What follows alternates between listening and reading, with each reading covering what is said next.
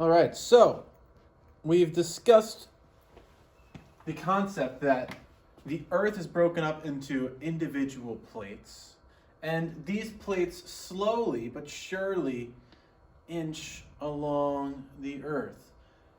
And I like to think of it as, like, imagine this was like a big pool, right? And then you had thin Play-Doh that floated on the pool.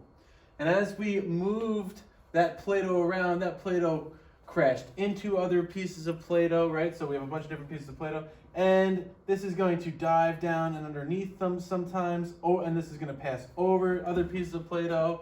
And then as we move other pieces of Play-Doh apart, we get Play-Doh filling into those certain areas. So I like to think of it as that way because the crust, when we start to think of it on a huge level, it really starts to break and fold and bend, more similar to the way Play-Doh does than to the way that we like to think about rocks. We think about rocks as being very rigid and solid, right? So, reminder, we have convection happening in the Earth, and we have this asthenosphere that the plates ride on. So the convection causes motion in the asthenosphere, which causes the plates to move, all right? Now, technically, if you wanted to be absolutely 100% correct, it's actually the plates moving that causes the convection, but we'll like to simplify it and say that the convection causes the plate motion. It's easier to think about that way, even though it's not completely true, okay? So now we're gonna start to discuss these places where the plates meet each other. And that's going to be called our plate boundary. So you can think of this entire thing, South America and part of the Atlantic Ocean, until this Mid-Atlantic Ridge. This is one big plate, and it's moving slowly but surely towards the west. So we have this convection that is going to be moving this stuff. And as we move this out, this separates Africa and South America, and new rocks form along this Mid-Atlantic Ridge. So what do you think is happening to the size of the ocean where the Mid-Atlantic Ridge is creating new rocks? All right, so the ocean is growing larger because the Mid-Atlantic Ridge continues to spread wider and wider. And we call that a divergent plate boundary, all right? So you can see another way of seeing this here where we have rising and then we have divergence where this is creating new ocean floor along this plate boundary. And we're just making a bigger and a bigger ocean. So plate boundaries. We start with divergent. To diverge means to move apart, okay? So what happens is we have the Earth's crust, right? And it gets ripped apart by those convection currents. So as it gets ripped apart, it begins to sink down, and then it's going to spread, and that's going to continue to sink down until we form an ocean. All right? So this is the idea. It starts to spread. We get volcanoes starting to pop up through here. And as it spreads, it rifts out, and this falls down. So this sinks down. And remember, this is a very slow process. So as this sinks down, eventually it becomes so low that it fills up, as you can see here, with a shallow sea. And it continues to spread and spread apart until we end up with an ocean. So this is how the Atlantic Ocean formed, okay? So we're getting new rocks forming at these divergent plate boundaries. So I like to think of it as like this. So as my elbows begin to spread apart, I create new rock where my hands form. So the youngest rock is going to be in the middle, right? So the middle of the Midocean Ridge, because we have new rock forming here, and this continues to spread out. So as we get further from the ridge, the rocks get older and older and older because they formed longer and longer ago. Here's a satellite picture of Africa.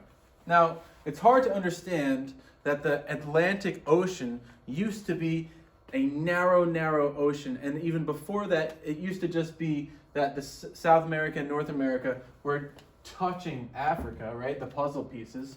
But if you look here, you can see there's a little lake here, and when I say a little lake, these are huge, like on the grand scheme of things.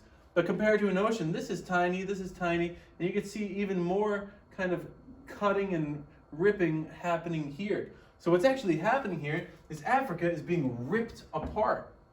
All right, it's called a rift valley. And if we look at it as from a geologic perspective, we actually have some serious rifting happening here. So this little pond here, this little lake here, giant lake, but this lake compared to an ocean will one day continue to spread outward and outward. And this chunk of Africa is going to rip away from this chunk of Africa to create an ocean that would span like this. And it'll get bigger and bigger and bigger as time goes on. That's already happened here. Saudi Arabia used to be touching northeastern Africa, and it's getting ripped apart, slowly getting ripped apart. You can see that's like a puzzle piece for this. So this stuff is happening, and it really is happening, and we have evidence of it. We can see it happening, and the steps that it happens in. All divergence. Here's a 3D image of the divergent plate boundary. This is spreading apart, and this is filling up with water. All right? So everywhere you see two parallel lines, like these, right? Or like these, the Midocean Ridge. This is where there is a divergent plate boundary. And you'll notice that 95% of the time, maybe even more, it's in the middle of an ocean or in an ocean. And that's because these places used to be touching, like Africa and South America, and now they have spread apart. They have rifted apart. So here's an interesting thing. If we have new rock forming on the Earth, or new crust forming on the Earth, wouldn't that mean the Earth is getting bigger and bigger and bigger if we're making more and more land or more and more ocean floor? Well, it turns out that we are not making it bigger and bigger. If we are creating crust somewhere, that means we have to be destroying crust somewhere else, okay? So we're just going to do a little introduction to convergent plate boundaries. But convergence just means to come together.